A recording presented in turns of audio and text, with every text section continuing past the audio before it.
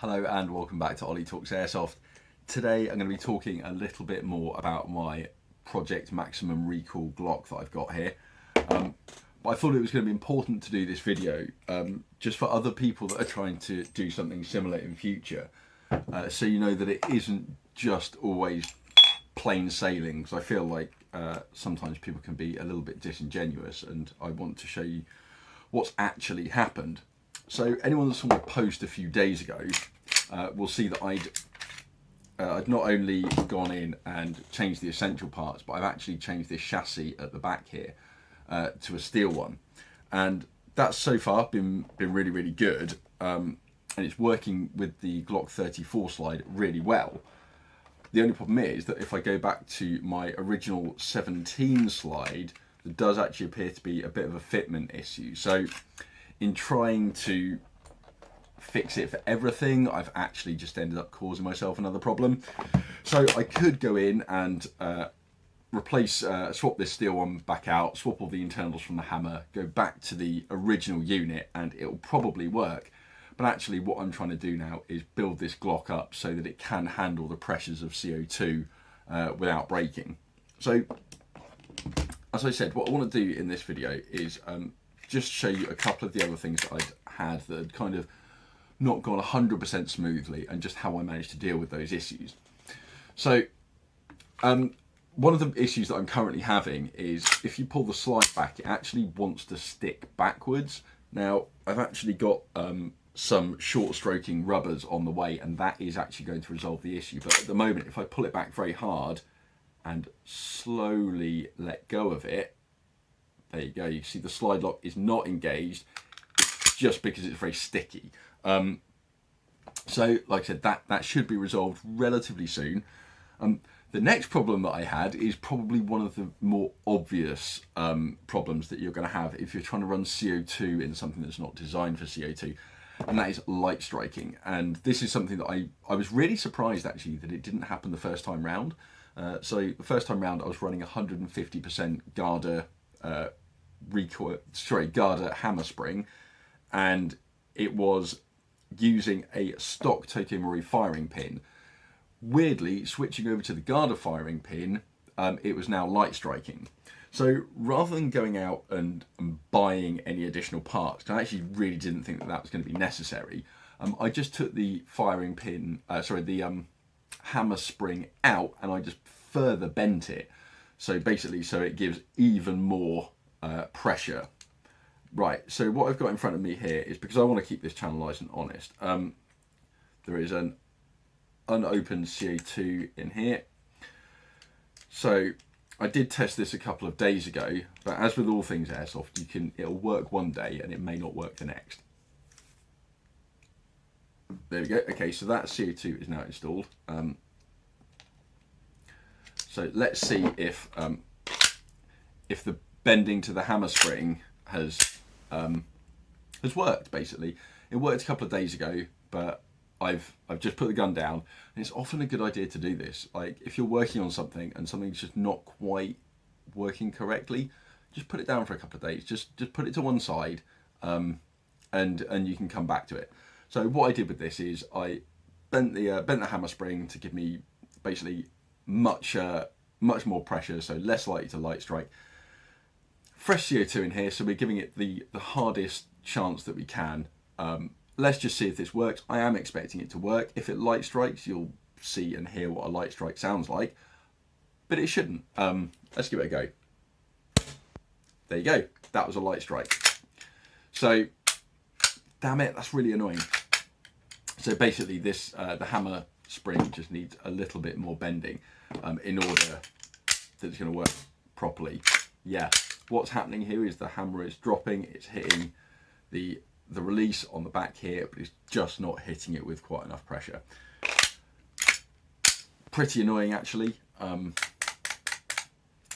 That's how it goes though. Yep, that's a classic light strike. Okay, let's just go in now and re-bend that hammer spring. And that's why I say, I tried it a couple of days ago, it had worked. Now leave it for a couple of days, come back to it, does it still work? And you know, if this had worked again today, it basically would have gone back into not into storage, but it would have gone back into the Glock box and probably come out the next time I'm playing. But what I want to do is I want to make sure that this is going to be working, that it's going to be reliable. So apologies for like the bad framing and stuff. This isn't really supposed to be a demo of how to do this. More it's just going to be like an example of like just how simple it is to do, so that if you guys have this kind of problem, that you just don't get the fear, because that's often a lot of what it is. You know, you're picking up a new task that you've not done before. You know, yeah, you can get worried. Right.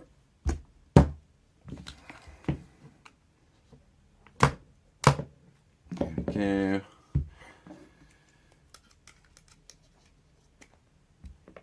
Okay. So now all we've done is just take this pin out the back, take the screw out here, so we can then just kind of pull the trigger a little bit and move this unit up. The only bit you've got to watch out for is this bit here, where it's got a spring behind it, so it will try and pop itself out. It's not actually that bad. Everyone makes out that it's a nightmare, but it's really not. So that's your lower frame. This is your hammer unit here, so we can take out the locker and the spring there. Okay, now if we push down this, we can release the tension on the hammer. That makes it a lot easier to work on. What we're going to do now is there's a couple of pins here. There's one pin there and one pin here. We're just going to whip these through. So poke that one all the way through. Spring pings out, and we'll get the sear coming out there as well. And on this side, we'll just push this through and try and just hold all this together as you push it through, because if you don't, it will all just ping itself out. So this pin here is slightly fatter on one end. Hopefully you'll be able to see a bit fatter there. So lovely job. Right, got the hammer, got the roller coming out. Ugh, how annoying. It's all a little bit greasy because I greased it all up. And this, got the valve knocker just to come out there. Lovely. So that's the actual new chassis by Garda. It seems alright, to be honest. Other than the fact that it doesn't like my Garda 17 slide, actually, yeah, it's pretty well machined and everything. Yeah, seems okay. So yeah, this is all the different components that you're going to need. Then you've just got to remember how to put them all back together, which actually isn't too bad once you got it figured out. So what's going to happen with this spring is it's basically pulling this way, and that's where we want the tension to be. So what I'm going to do is this little arm here, I'm actually going to bend it that way. So quite simple. Don't really know how much that's bent, but as long as I can bend it a little bit.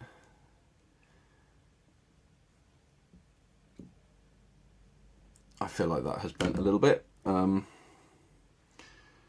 Put this back on. It's usually pretty easy to tell if you've actually managed to bend it, because yep, this is actually now going to be under a tiny bit of pressure as I put it in, so that will almost clip and hold itself round. So that is now under, that spring is now under even more pressure than it was before. It's bent a tiny little bit out, but I'm kind of not really worried about that. So the first thing we're going to do is we're going to get this, and we're going to slip it into here. Basically this little arm is going to go against this piece here, and then this is usually the trickiest part. I've then got to put this pin, and what you're going to want to do is you're going to want to put it through halfway. So you're only going to want to put it through halfway in here, so it locks everything into place. So let's quickly watch me struggle with that. And it's usually a little bit hard, especially if you've decided to increase the power of your hammer spring. This is really where like 3 hands would be amazing.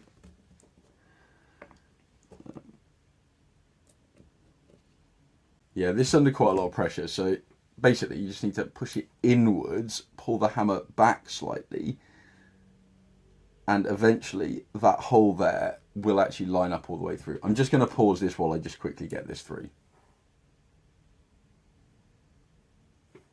So 20 seconds later, and I've managed to get the pin, and you can see it's going a little bit too far through. So all I'm going to do is just push it back out until I've got access to the center of that hammer, because that's where I'm going to need to slip the firing pin. Okay, so as you can see, it's actually all held together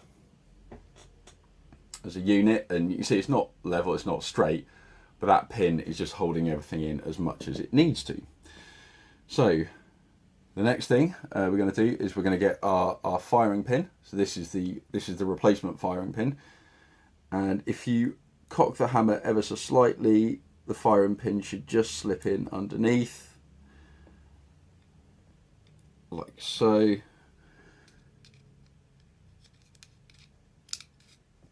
And hopefully, if that lines up, the pin should be able to push all the way through.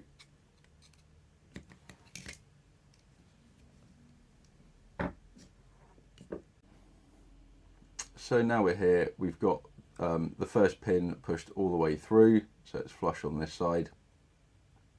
And we've got the hammer installed with the spring and the roller, and we've got the firing pin here, and it's got free movement. So the next thing we're going to do is we're going to install this sear that way around. And there's a hole at the bottom. There are actually two holes. The one at the very bottom is to hold it into the frame, but the one above it is just to hold this in place in the actual hammer unit. So once this has been fed through, if it wants to feed through, come on, what are you doing? Through you go. Very simple. Yep, there we go. Okay, and pretty much one of the last bits we need to install is this little spring here. So it actually, the straight bit basically leans onto the back of the sear that I've just installed. The pin punches all the way through to the other side, and this little hooky bit is actually going to hook onto the back of the firing pin. It's a little bit easier if you cock the hammer a bit.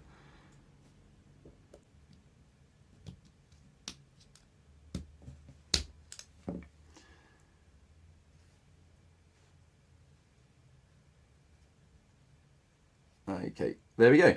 So that's basically all installed.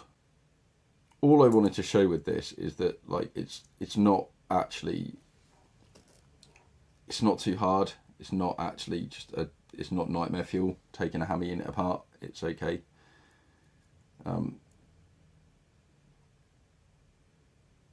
You more than likely will not break anything.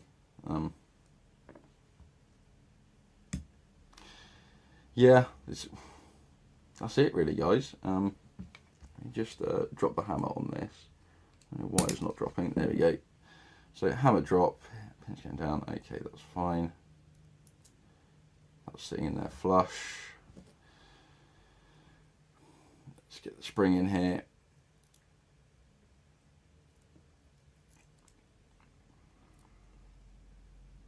Okay, good job. Right, let's get the whole hammer unit. You've got to kind of pull the trigger a little bit for the trigger bar to loosen up. Put it through there and get it into the back of the gun.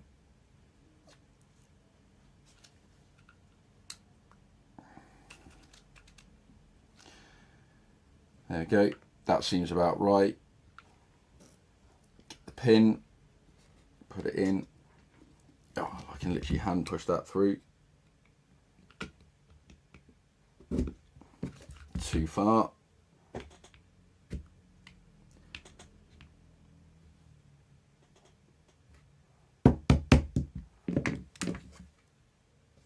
Lovely. Okay. And yep, that's good functionality. Okay.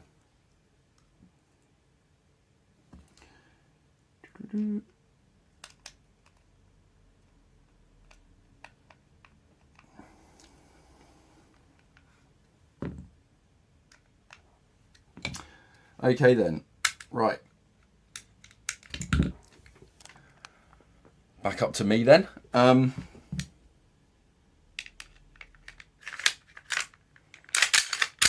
what we've got to do. Let's see if that's fixed it.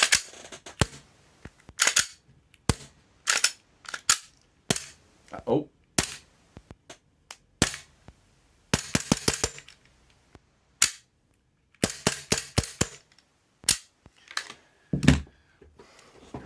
Chances are that's going to need another little bend or another little tweak. You heard it was just light striking just at the start there, but got it shooting. So that's how you do it. Yeah, having a look here. What have we got left?